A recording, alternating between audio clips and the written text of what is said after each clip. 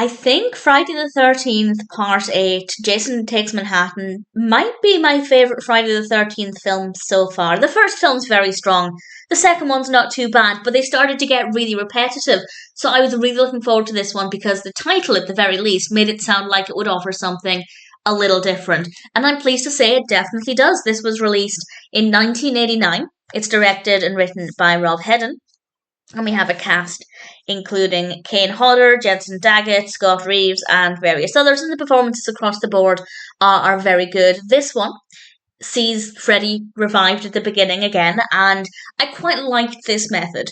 With some of them, I feel like the way he's resurrected is not the best. I want to say it feels unrealistic within the context of the film, whereas this one, I won't say what happened. I thought it worked quite well and I quite enjoyed that. I liked the method. And he ends up going on this boat that's heading to New York, and we spend a lot of time there. We get to meet a lot of the characters. I wasn't really emotionally invested in any particular character. I wasn't hoping that this character would be saved or anything, but I liked them. The performances were good. The boat setting worked really well. And it's a very different atmosphere, and obviously the Manhattan aspect I really liked. I won't say too much about that, but it was kind of surreal seeing Jason in these. Did I refer to him as Freddy just before? I hope not. I'm very tired.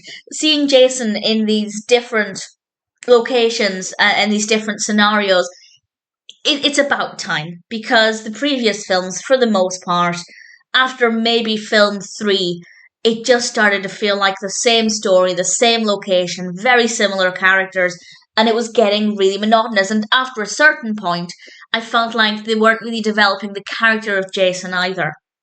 And we weren't really getting to know more about him. He wasn't becoming stronger or anything, so it was just the same, and they had nothing to offer. But Jason Takes Manhattan is a very similar story. It follows a very similar structure, but we have a different location. Obviously, we have some different characters.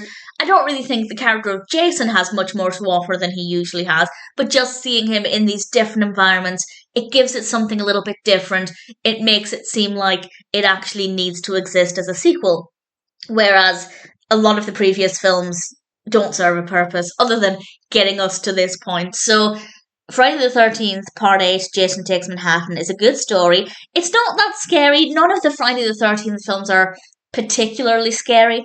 I don't find them to be that scary, but it does have a really good atmosphere right throughout. We have some really good performances, and as I said, it might be my favourite so far. The first one is very strong, but I don't know. I'm not going to put it in stone. I'm not going to write it in stone, but for me, Friday the 13th, Part 8, Jason Takes Manhattan, is certainly one of the strongest Friday the 13th films. I think they made a really good decision, giving it a different location, giving us a different environment for Jason, and in general, there's not a decision in this that I didn't agree with. And I don't even know the title of the next film, so I'm not entirely sure what the next one has in store, but I'm really looking forward to finding out.